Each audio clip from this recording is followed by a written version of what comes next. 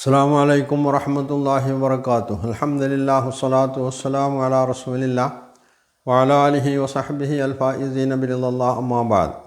പ്രിയ സഹോദരങ്ങളെ, സൂറത്ത് മുദ്ദസ്സിറിലെ 3 ആയത്തുകളെ സംബന്ധിച്ചാണ് നമ്മൾ പറഞ്ഞിട്ടുള്ളത്. ഇനി 4 ആയത്തുകൾ. ആ 4-ാമത്തെ ആയത്ത് സിയാബക ഫതഹിർ, നിൻ്റെ വസ്ത്രത്തെ നീ ശുദ്ധീകരിക്കുക എന്നത് സംബന്ധിച്ചാണ് കഴിഞ്ഞ എപ്പിസോഡ് ചില കാര്യങ്ങൾ നമ്മൾ പറഞ്ഞത്.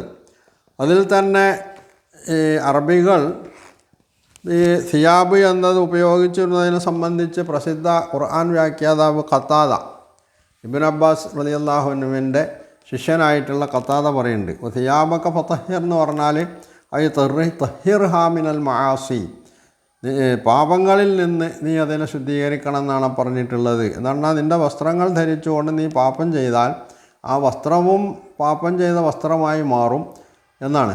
അപ്പോൾ വസ്ത്രം ധരിച്ചുകൊണ്ട് പാപം ചെയ്യാൻ പാടില്ല എന്നായി. വസ്ത്രം ധരിച്ചുകൊണ്ട് പാപം ചെയ്യാൻ പാടില്ല പറഞ്ഞാൽ വസ്ത്രം അയച്ച് ഒഴിവാക്കിയിട്ട് പാപം ചെയ്യാമോ എന്ന് വേണമെങ്കിൽ ജബ്ബാറിനെ പോലുള്ള ആളുകൾക്ക് മറുചോദ്യം ചോദിക്കാം. ഒരാശയത്തെ എങ്ങനെ മനസ്സിലാക്കണം എന്നുള്ളത് മനസ്സിലാക്കാത്തത് കൊണ്ട്, ഉൾക്കൊള്ളാത്തത് കൊണ്ടാണ് അത്തരത്തിലുള്ള ചോദ്യങ്ങളൊക്കെ ആർക്കെങ്കിലും ഉത്ഭവിക്കുന്നുണ്ടെങ്കിൽ ഉത്ഭവിക്കുന്നത്.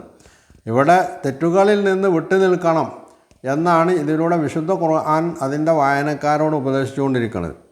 എന്നിട്ട് അദ്ദേഹം പറയുന്നുണ്ട് ഖത്താദ, വകാനത്തിൽ അറബ് തുസമ്മിർ റജുല ഇദാ നകസ വലം യഫി ബി അഹ്ദില്ല, മനുഷ്യൻ അയാൾ കരാർ ലംഘിക്കുകയും ആ കരാർ പാലിക്കാതിരിക്കുകയും ചെയ്യുമ്പോൾ ഇന്നഹുല മുദ്നിസു സിയാബ്, അയാൾ വസ്ത്രം വൃത്തികേടാക്കിയവനാണ് എന്ന് പറയും.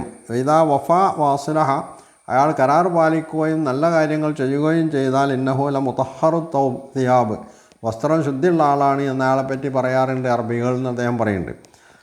ഒരു കവിയുടെ കവിവാക്യമുണ്ട്, ഇദൽ മർഉ ലം യദ്നസ് മിനൽ ഉമ്മി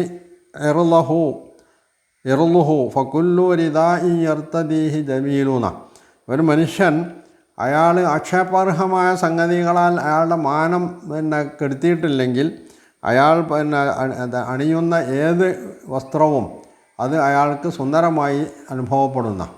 അപ്പോൾ ഇവിടെ സിയാബ് എന്ന് പറഞ്ഞത് ബാഹ്യമായ വസ്ത്രത്തോടൊപ്പം അയാളുടെ ധാർമ്മികതയെ കൂടി ഉൾക്കൊള്ളുന്നതാണ് എന്നതാണ് അറബി ഭാഷാപരമായും ഖുർആനിൻ്റെ ഈ വിവരണം അനുസരിച്ചുമൊക്കെ വരാം. മറ്റൊന്ന് വറുജുസ ഫഹുജുർ, റുജുസിനെ നീ വെടിയണമെന്ന. റുജുസ് എന്ന് പറഞ്ഞാൽ റുജുസിനെ മാത്രമാണ് നീ വെടിയേണ്ടത് എന്നാണ് നീ കേട്ടോ. റുജുസ ഫഹുജുർ, റുജുസ് എന്താണോ അതിനെ മാത്രമാണ് വെടിയേണ്ടത്. അപ്പോൾ റുജുസല്ലാത്ത ഏത് കാര്യവും നിനക്ക് കൈക്കൊള്ളാമെന്നാണ് പറയുന്നത്. ആ ഒരു ആശയം കൂടി അതിന് ഉൾക്കൊള്ളുന്നുണ്ട്. എന്താണ് റുജുസ് എന്ന് പറഞ്ഞാൽ? റുജുസ് എന്ന് പറഞ്ഞാൽ ഒന്ന് വിഗ്രഹമാണ്, രണ്ടാമത്തേത് പാപങ്ങളാണ്.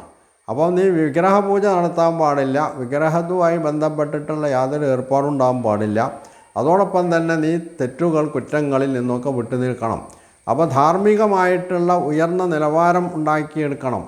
ഒരു പ്രബോധകൻ എന്നുള്ള ആൾക്ക്, മനുഷ്യർക്ക് മാതൃകയായി തീരേണ്ട ആൾ എന്നുള്ള നിലക്ക് നബി സല്ലല്ലാഹു അലൈഹി വസല്ലമയോട് വിശുദ്ധ ഖുർആൻ അതിൻ്റെ തുടക്കത്തിൽ തന്നെ പറയുന്നത് തെറ്റുകളിൽ നിന്ന് കുറ്റങ്ങളിൽ നിന്ന് മാറി നിന്നുകൊണ്ട് ധാർമ്മികമായ ഉയർന്ന നിലവാരം പുലർത്തിക്കൊണ്ട് വേണം നീ ഈ കാര്യങ്ങൾ ചെയ്യാനെന്നാണ്.